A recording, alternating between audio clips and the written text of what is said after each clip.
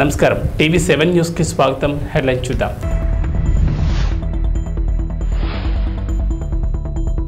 జగన్ దాడి కేసులో సతీష్ కు 14 రోజుల రిమాండ్. మహబూబాబాద్ లో కాంగ్రెస్ బహిరంగ సభ.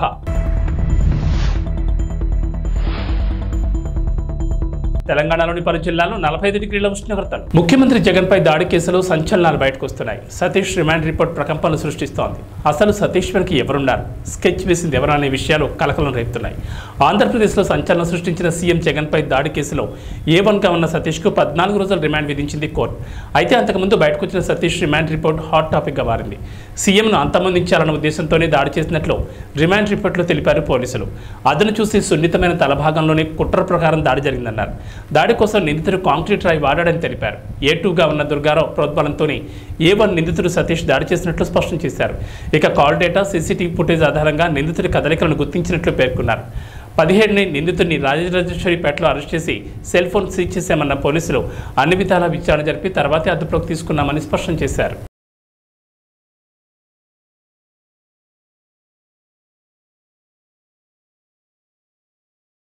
ముఖ్యమంత్రి వైఎస్ జగన్మోహన్ రెడ్డి చేపట్టిన మేమంతా సిద్ధం బస్సు యాత్ర కొనసాగుతోంది. ఇవాళ బస్సు యాత్రలో భాగంగా సీఎం జగన్ ఉదయం 9 గంటలకు ఎస్టీ రాజపురం రాత్రి బస్సు నుంచి బయలుదేరతారు. రంగంపేట, పెద్దాపురం బైపాస్, సామరకోట బైపాస్ మీదుగా ముందూరు క్రాస్ చేరుకుని భోజనం విరామం తీసుకుంటారు. అనంతరం ముందూరు క్రాస్ కాకినాడ బైపాస్ మీదుగా సాయంత్రం 3:30 కాకినాడ అచ్చంపేట జంక్షన్ వద్ద బహిరంగ సభలో పాల్గొని ప్రసంగిస్తారు. సభానంతరం Pithapuram bypass, Gollaprod bypass, Kathipudi bypass, Tuni bypass, Payakaraopeta bypass మీదుగా గుడిచెర్ల క్రాస్ రాత్రి బస్ శిబిరానికి చేరుకుంటారు. మీ ఇంట్లో మీ బిడ్డ వల్ల మీకు మంచి జరిగి ఉందా లేదా అన్నది మాత్రమే ఆలోచన చేయండి. మీ ఇంట్లో మీ బిడ్డ వల్ల మీకు మంచి జరిగి ఉంటే మాత్రం మీ బిడ్డకు సైనికులుగా మీరే నిలవండి అని చెప్పి సందర్భంగా కోరుతా ఉన్నా.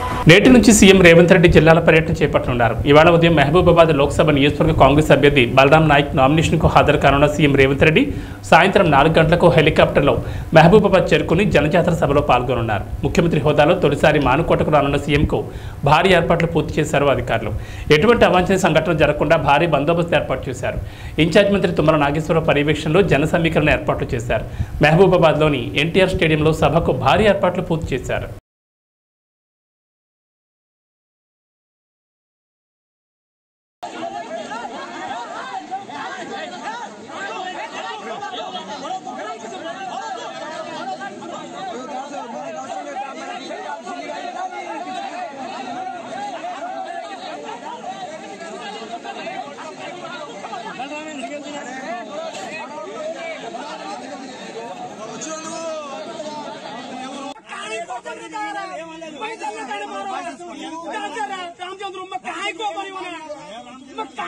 ఏం చెప్పలే నేను కర్ర పట్టుకున్నప్పుడు నన్ను అందరూ కొట్టిండు. నేను ఇటు వచ్చి కర్ర పట్టుకున్నా, అప్పుడు పట్టుకున్నా. నేను ఫస్ట్ కర్ర పట్టుకోలే. ఎన్నికల ప్రచారంలో భాగంగా తెలుగుదేశం పార్టీ అధినేత నారా చంద్రబాబు నాయుడు ఇవాళ ఆలూరులో పర్యటిస్తారు. మధ్యాహ్నం 3 గంటలకు జరిగే జంక్షన్ సభలో చంద్రబాబు పాల్గొంటారని టీడీపీ జిల్లా అధ్యక్షుడు తిక్కారెడ్డి, అభ్యర్థి వీరభద్రగౌడ్ తెలిపారు. ఆలూరు సభ అనంతరం చంద్రబాబు అనంతపురం జిల్లా రాయతుర్కు సభకు హాజరవుతారు. మరోవైపు టీడీపీ అధినేత నారా చంద్రబాబు నాయుడు ఈ నెల 20న తిరుపతి పార్లమెంట్ నియోజకవర్గ పరిధిలో పర్యటించనున్నారు. ఉదయం 10 గంటలకు గూడూరులో మహిళలతో ప్రత్యేకంగా సమావేశమవుతారు. మధ్యాహ్నం 2 గంటలకు సర్వేపల్లిలో జరిగే సమావేశంలో, సాయంత్రం సచివేడులో జరిగే సభలో ప్రసంగిస్తారు. జ్ఞాపకం ఉన్నాడా మీకు? ఆయన ఆత్మ ఇక్కడే ఉంది. ఒక మంచి డాక్టర్ని ఏమడిగాడు? మాస్క్ అడిగాడు. అవునా కాదా? మాస్క్ అడిగిన పాపానికి ఏం చేశారు? అవమానించి, హింసించి, వేధించి చనిపోయేట్టుగా చేస్తే అనిత గారు వీరినంతవరకు ఆయన ఆదుకోవడానికి ప్రయత్నం చేసింది. కానీ వీలుగానే పరిస్థితి. సుధాకర్ రావు, డాక్టర్ సుధాకర్ ఆత్మ శాంతించాలంటే మీరేం చేయాలి? ఏం చేయాలి? అనితని, రమేష్ని గెలిపించాలి, వైసీపీని ఓడించాలి. అప్పుడే ఆయన ఆత్మ శాంతిస్తుంది.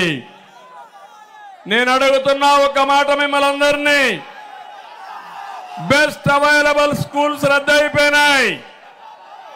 అందరికంటే ఇక్కడుండే తమ్ముళ్ళు అడుగుతున్న, అందరూ బాధల్లో ఉన్నారనే తమ్ముళ్ళు ఏమమ్మా ఆడబిడ్డలు ఇబ్బందులు ఉన్నాయా లేదమ్మా మీకు? ఎవరికైనా లాభం జరిగింది. మరోవైపు జనసేన పార్టీ అధినేత పవన్ కళ్యాణ్ ఈ నెల 23వ తేదీన నామినేషన్ దాఖలు చేయనున్నారు. పిఠాపురం శాసనసభ స్థానం నుంచి పోటీ చేస్తున్న పవన్ ఈ నెల 23వ తేదీన నామినేషన్ వేయనున్నట్లు జనసేన పార్టీ తెలిపింది. పిఠాపురం అసెంబ్లీ రిటర్నింగ్ ఆఫీసర్కు పవన్ స్వయంగా నామినేషన్ పత్రాలు సమర్పిస్తారు. అదే రోజు సాయంత్రం ఉప్పాడలో బహిరంగ సభ నిర్వహిస్తారు. తెలంగాణలో భానుడి భగభగలు కొనసాగుతున్నాయి. ఒక్క మాటలో చెప్పాలంటే రాష్ట్రం నిప్పుల గుండెలా మారింది. గురువారం రికార్డు స్థాయిలో ఉష్ణోగ్రతలు నమోదు కాగా ఏకంగా 6 జిల్లాలు 45 డిగ్రీలకు పైగా ఉష్ణోగ్రతలు రికార్డయ్యాయి. రాష్ట్రంలోని అత్యధికంగా నల్గొండ జిల్లా మాడుగులపల్లి మండలం, మంచిర్యాల జిల్లా హాజీపూర్ మండలాల్లో 45.2 డిగ్రీల ఉష్ణోగ్రత నమోదైంది. ఏప్రిల్ నెలకు సంబంధించి నల్గొండ జిల్లాలో గత 10 ఏళ్లలో ఇదే అత్యధిక ఉష్ణోగ్రత అని తెలుస్తోంది. మరో 5 జిల్లాల్లో 44.9 డిగ్రీలు, 4 జిల్లాల్లో 44.8 డిగ్రీలు నమోదు కావడంతో పరిస్థితి ఎలా ఉందో అర్థం చేసుకోవచ్చు.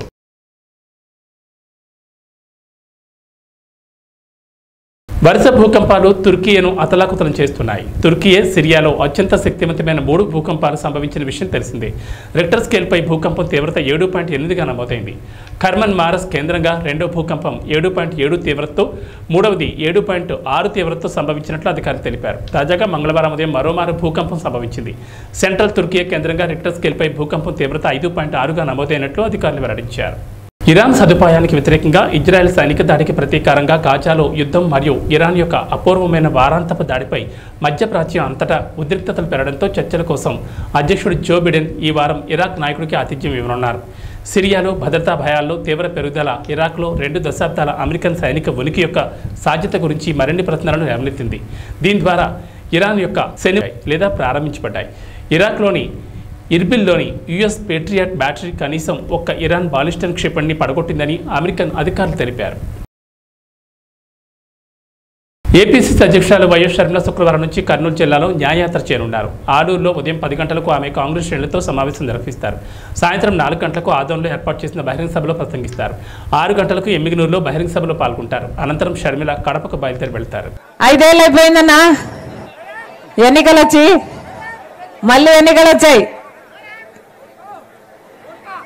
మళ్ళీ మీ ఓట్ల కోసం అందరూ వస్తున్నారు. వాస్తవమేనా? ఎంత ఇస్తారంట ఓటుకి? ఎంత? 4,000, 5,000, 5,000, 5, 7,000. ఎవరు?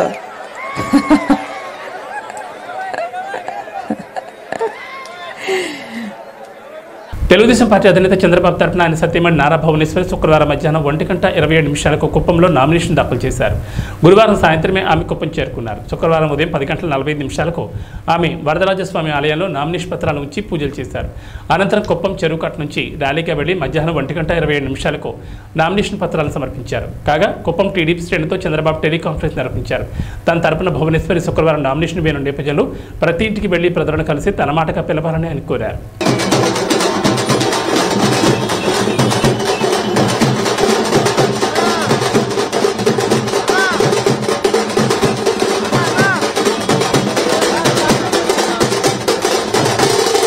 ముఖ్యమంత్రి జగన్ మాట ఇస్తే మాట తప్పరు, మడమ తిప్పరని మంత్రి బొత్స సత్యనారాయణ మరోసారి స్పష్టం చేశారు.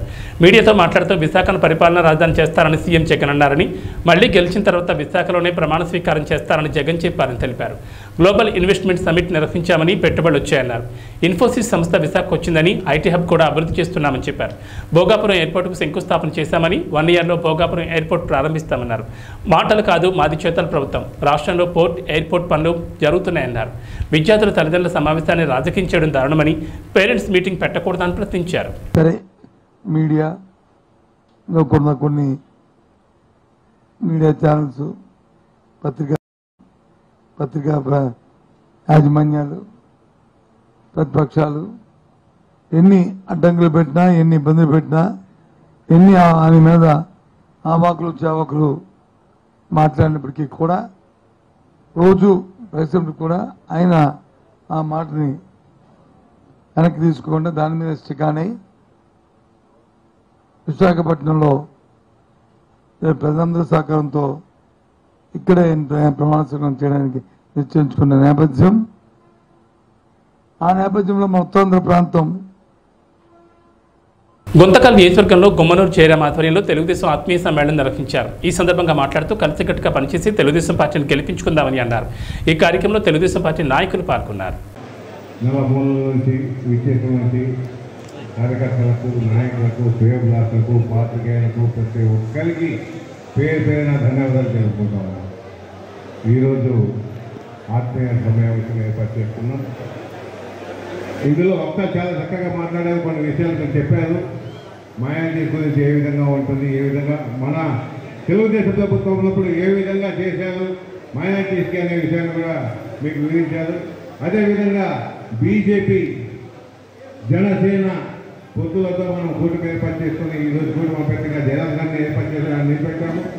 అదేవిధంగా ఎంపీ అభ్యర్థిగా మన అంబికా లక్ష్మణ్ గారిని అభ్యర్థిగా నిలబెట్టాము. మరి వీళ్ళిద్దరిని మనం అందరూ గెలిపించుకునే బాధ్యత మన అందరి పైన ఉంటుందని మీకు అందరికీ తెలియజేస్తున్నాను. అయితే ప్రభుత్వ విధి విధానాల్లో చాలా లోపాలు ఉండి ఈరోజు పెద్ద అసమ్మతి అనేది ఏర్పడింది. కనుక ఈరోజు ఈ ప్రభుత్వం పైన మనం అందరము ఈ ప్రభుత్వం చేస్తున్న పరిస్థితి అంటే దుష్టమైన చర్యలను ప్రజల్లోకి తీసుకోవాల్సిన బాధ్యత ప్రతి ఒక్క కార్యకర్త పైన ఉందని మీ అందరికీ తెలియజేస్తా ఉన్నాను. రాబోయే దినాల్లో ఖచ్చితంగా వచ్చేది తెలుగుదేశం ప్రభుత్వమే. చంద్రబాబు ముఖ్యమంత్రి అవుతారు. చంద్రబాబు ముఖ్యమంత్రి చేయాలంటే మన కాన్స్టిట్యూన్సీ తరఫున మన పార్లమెంటు అభ్యర్థులను ఇద్దరిని గెలిపించుకునే బాధ్యత మనందరిపైన ఉంటుంది. ఇందులో కొన్ని లొసుగులు ఉన్నాయి, చిన్న చిన్న లొసుగులు, కొత్త పాత కలయికల వల్ల. అదేవిధంగా పార్టీ జనసేన సహాయ సహకారాలు, అదేవిధంగా కొత్త వాళ్ళను విస్మరించని నేను చెప్పడం లే, కొత్త వాళ్ళని కూడా కలగేసి చేసుకుని వాళ్ళకి న్యాయమైన పద్ధతిలో, అదేవిధంగా జనసేన బీజేపీ నాయకులు కార్యకర్తలు ఉన్నారు కనుక వాళ్ళకి న్యాయం జరిగే విధంగా ముందుకు పోతామంటే నాయకులు అనేవాడు ముందుకు 4 ఏళ్ల పాటు సక్సెస్ఫుల్లో నడుస్తూ పోతాం కనుక ఈ దృష్టిలో ఉంచుకొని ప్రతి ఒక్కరు ముందుకు పోవాలి. మరి కాలం చాలా మాట్లాడుతూ పోతే వైసీపీ గవర్నమెంట్ గురించి చెప్పాలనుకుంటే ఒక రోజైనా టైం చాలా తక్కువ అవుతుంది. ఇప్పుడున్న పరిస్థితులు టైం చాలా తక్కువగా ఉంది కనుక ఇంకా నాయకులు చాలామంది మాట్లాడవలసింది కనుక వాళ్ళని మాట్లాడే విధంగా మీరందరూ సహకరించి ఈ కార్యక్రమంపై కనుక మీరందరూ ఇంకొకసారి మీకు మనవి చేస్తున్నా, నాకు ఇచ్చిన సహాయ సహకారాలు ఇప్పుడు ఉన్నటువంటి వ్యక్తికి కూడా ఇచ్చి మీరు ఆదరిస్తారని మనస్ఫూర్తిగా కోరుకుంటూ సెలవు తీసుకుంటున్నారు. గోపాలపురం నియోజకవర్గం తెలుగుదేశం ఎమ్మెల్యే అభ్యర్థి మందిపాటి వెంకటరాజు అట్టహాసంగా నామినేషన్ ఇస్తారు. ఈ సందర్భంగా మాట్లాడుతూ మే 13వ తేదీన జరగబోయే సార్వత్రిక ఎన్నికల్లో తనను అఖండ మెజార్టీతో గెలిపించాలని కోరారు. ఈ కార్యక్రమంలో తెలుగుదేశం, బీజేపీ, జనసేన నాయకులు పెద్ద ఎత్తున పాల్గొన్నారు. సమన్వయంతో ముందుకు రావడం, ఇక మాకు గెలుపు మీద కాదు, మేము మెజారిటీల మీదే మేము లెక్కలు కట్టుకుంటున్నాం. ఖచ్చితంగా ఈ ఆంధ్రప్రదేశ్ రాష్ట్రంలో 175 నియోజకవర్గాల్లో ఒక బలమైన నియోజకవర్గంగా ఎన్డీఏ ప్రభుత్వానికి, అదేవిధంగా ఒక భారీ మెజార్టీ ఇచ్చే నియోజకవర్గంగా గోపాలపురం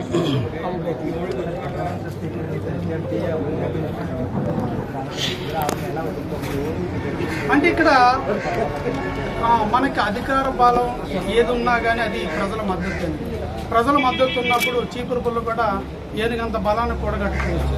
ప్రజల మద్దతు లేనప్పుడు అందరూ కూడా నేల కొరగాల్సింది. ఈరోజు అదే పరిస్థితి జగన్మోహన్ రెడ్డి గారికి కానీ ఆయన యొక్క మంత్రులకు కానీ స్పష్టంగా కనిపిస్తుంది వ్యతిరేకత. గతంలో అక్కడ వ్యతిరేకత ఉన్నబట్టి ఇక్కడ దాకా వచ్చారు. కొవ్వూరులో వ్యతిరేకత దృష్ట్యా వెళ్ళలేదు కాబట్టి ఇక్కడికి వచ్చారు. బట్ ఇక్కడ బలంగా తెలుగుదేశం పార్టీ, జనసేన శ్రేణులు, బీజేపీ అత్యంత బలంగా ఉంది. అందరం ఏకతాటి మీదకి వచ్చారు. మా గెలుపుని ఎవరు ఆపలేరు. మెజార్టీల మీదే మా దృష్టి. జనసేన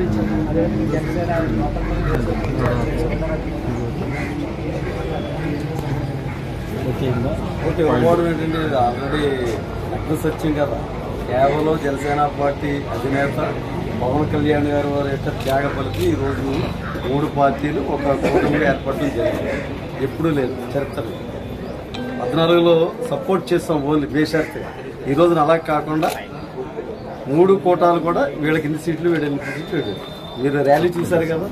టీడీపీ వాళ్ళు ఎంతమంది ఉన్నారు, జనసేన వాళ్ళు ఎంతమంది ఉన్నారు, అలాగే భారతీయ జనతా పార్టీ వాళ్ళు కూడా అలాగే ఉన్నారు. అలాగే రేపు ఎలక్షన్ వరకు కూడా అందరూ కూడా సమన్వయంగా వెళ్ళి జగన్మోహన్ రెడ్డి గవర్నమెంట్ని గద్దె దించింది. అందులో అనుమానం లేదు. లేకపోతే ఎవరికి లేదు, మీకు ఉండదు భవిష్యత్తు. చూశారు కదా. నిజాం సభలో సిద్ధం సభలో ఏ విధంగా విలేకరులని ఆయన కొట్టడం చేయడం చూశారు కదా. ఇదే కాదు, ప్రతి విషయం కూడా రాక్షస పరిపాలన 5 సంవత్సరాలు. అప్పుడైతే నమ్మారు, వాగ్దానం ఆయన చేసిన వాగ్దానాలు, సరే ఒక ఛాన్స్ ఇస్తామని. ఇప్పుడు ప్రసక్తే లేదు. హోమ్ మినిస్టర్ కాదు కదా, సీఎం కూడా దిక్కు ఉండదు. అందరం ఓడిపోతారు. రాసుకోండి కావాలి. ఎమ్మిగనూరు అసెంబ్లీ నియోజకవర్గ వైఎస్ఆర్సీపీ పార్టీ అభ్యర్థి బుట్టా రేణుక ఎన్నికల ప్రచారం నిర్వహించారు. ఈ సందర్భంగా పార్టీ శ్రేణులు అడుగడుగున పోలవర్షం కురిపిస్తూ జననిరసన పలికారు. అనంతరం మాట్లాడుతూ ప్రజలందరి ఆశీర్వాదంతో విజయం సాధిస్తామని తెలిపారు. మొట్టమొదటి నామినేషన్ ఎమ్మిగనూరు అభ్యర్థి బుట్టా రేణుక నామినేషన్ దాఖలు చేశారు. నాయకులు కార్యకర్తలు చాలా ఉత్సాహంగా ఉన్నారు. ఎప్పుడిప్పుడు ఎలక్షన్ డేట్ వస్తుందా అని ఎదురు చూస్తున్నారు. ఖచ్చితంగా వైఎస్ఆర్సీపీ ఎమ్మిగనూరు బంపర్ మెజార్టీతో కైవసం చేసుకుంటామని ధీమా వ్యక్తం చేశారు. సార్వత్రిక ఎన్నికల సమయం దగ్గర పడుతున్న వేళ గాజువాకలో వాతావరణం వేడెక్కుతోంది. ఆయా పార్టీల బలబలాలు నిరూపించుకుంటున్న తరుణంలో టీడీపీ వైపు ఎక్కువగా మక్కు చూపుతున్నారు. తాజాగా గాజువాక 66, 67 వార్డులకు చెందిన వైకాపా మహిళా కార్యకర్తలు ఆ పార్టీని వీడారు. పల్లా వెంటే ఉంటామంటూ పార్టీ కండువాలు వేసుకున్నారు. వీరందరినీ సాధారణంగా ఆహ్వానించిన పల్లా మహిళా అభ్యున్నతికి తమ ప్రభుత్వ అధికారంలోకి రాగానే ఎక్కువగా ప్రాధాన్యత ఇస్తామన్నారు. సూపర్ 6 పథకాలపై విస్తృత ప్రచారం చేస్తున్నామని తెలిపారు. పార్టీలో ప్రతి మహిళకు గౌరవించేలా ముందుకు వెళ్తామన్నారు. ఈ కార్యక్రమంలో నాయకులు పాల్గొన్నారు. 66వ వార్డు మహిళల నాయకత్వం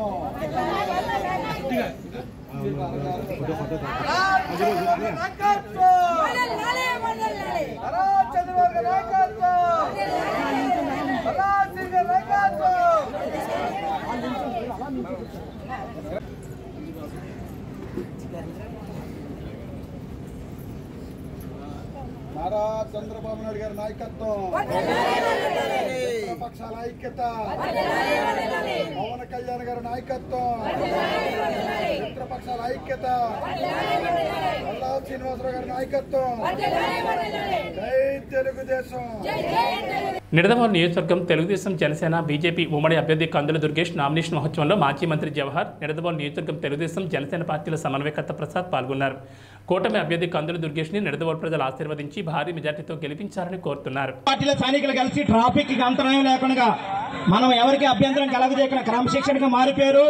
Telugu Desam party, Janasena party, BJP చూడాలంటే 3 పార్టీల కలయికలో మేము పైన కింద కూడా ఒకటే ప్రభుత్వం ఉండేటువంటి ఎన్డీఏ ప్రభుత్వం రావాల్సినటువంటి అవసరం ఉంది. ఇవాళ ఇక్కడ తెలుగుదేశం, జనసేన, భారతీయ జనతా పార్టీలు కలిసి ప్రభుత్వాన్ని స్థాపిస్తే పైన ఎటు ఎన్డీఏ ప్రభుత్వం రాబోతుంది.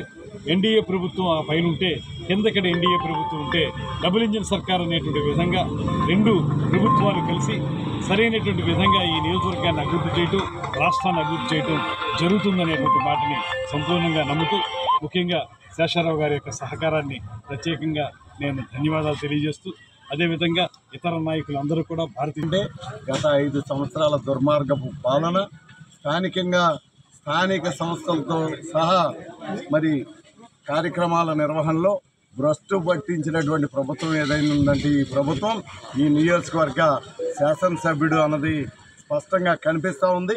ఈవేళ ప్రజల కళ్ళల్లో ఒక ఆనందం, ఈ నియోజకవర్గానికి రాబోయే రోజుల్లో మంచి జరగబోతూ ఉంది. అది జరిపించుకోవడానికి మనం అందరం కూడా రోడ్డు మీదకి రావాలి అని రోడ్డుపైకి వచ్చి ఈవేళ కార్యకర్తలు, నాయకులు, లేకపోతే అభిమానులే కాదు, ప్రజానీకం కూడా ఈరోజు వెల్లువల రోడ్డుపైకి వచ్చి ఈ నామినేషన్ కార్యక్రమాన్ని ఎంత విజయం చేకూర్చారంటే భవిష్యత్తులో ఇంకా ఉన్నది ఒక అఖండ విజయం అన్నది నేను తెలియజేస్తూ, వైసీపీ నామరూపాలు లేకుండా దరిదాపుల్లో కూడా కనిపించకుండా పోబోతుంది అన్నది నేను మీకు అందరికీ కూడా తెలియజేస్తూ, ఈ విజయాన్ని ఇంతటి గొప్ప ఆదరణ చూపించినటువంటి నిడదవోలు నియోజకవర్గ ప్రజానీకానికి అందరికీ ప్రత్యేకమైనటువంటి ధన్యవాదాలు తెలియజేసుకుంటూ సెలవు తీసుకుంటాం. జనసేన, తెలుగుదేశం, భారతీయ జనతా పార్టీల ఉమ్మడి అభ్యర్థిగా ఈరోజు నిడదవోలు నియోజకవర్గం శాసనసభ స్థానానికి అభ్యర్థిగా నామినేషన్ వేయడం జరిగింది. పెద్దలు మాజీ శాసనసభ్యులు శ్రీ శేషారావు గారు, అదేవిధంగా శ్రీ భోగవల్లి ప్రసాద్ గారు, భారతీయ జనతా పార్టీకి చెందినటువంటి శ్రీ బండి సత్యనారాయణ గారు, గన్నమని సుబ్రహ్మణ్యం గారు, అదేవిధంగా ఇక్కడ చేసినటువంటి ఇతర నాయకులు అందరి యొక్క సహకారంతో, అదేవిధంగా తెలుగుదేశం పార్టీ జిల్లా అధ్యక్షుడు కెఎస్ జవహర్ గారి సహకారంతో అద్భుతమైనటువంటి ఒక ర్యాలీగా ప్రజలందరి ఆదరాభిమానాలతోటి వారందరి ఆమోదంతో ఈ నామినేషన్ వేయడం జరిగింది. ఈరోజు ఆస్పిషియస్ డే అని చెప్పి ఈ సందర్భంగా ఒకటేనే మనం చేస్తున్నాం. 5 సంవత్సరాల వైఎస్ఆర్ కాంగ్రెస్ ప్రభుత్వం ఈ రాష్ట్రానికి ఏ రకమైనటువంటి అభివృద్ధిని సాధించి పెట్టలేదు. అదేవిధంగా సంక్షేమం కూడా అరకొరగా సాగుతున్నటువంటి సందర్భంలో ఈ ప్రభుత్వం యొక్క అప్రజాస్వామిక విధానాలని మనం కాలదన్నాలి. అదేవిధంగా ప్రజాస్వామిక ప్రభుత్వాన్ని తీసుకురావాలనేటువంటి ఆలోచనతోటి 3 ప్రధాన పార్టీలు ఒక వేదిక మీదకి వచ్చి ఒక సుపరిపాలన అందించడానికి ఈ ఎన్నికల్లో పోటీ చేస్తూ ఉన్నాయి. ఈ ఎన్నికలు ఈ రాష్ట్రానికి సంబంధించి చాలా కీలకమైనవి. ఒక దుర్మార్గపు ప్రభుత్వాన్ని ఇంటికి సాగనపడానికి, అదే సమయంలో రాష్ట్ర ప్రజలకి అభివృద్ధితో కూడినటువంటి సంక్షేమం ఇవ్వడానికి ఇది నాంది పలకబోతుంది.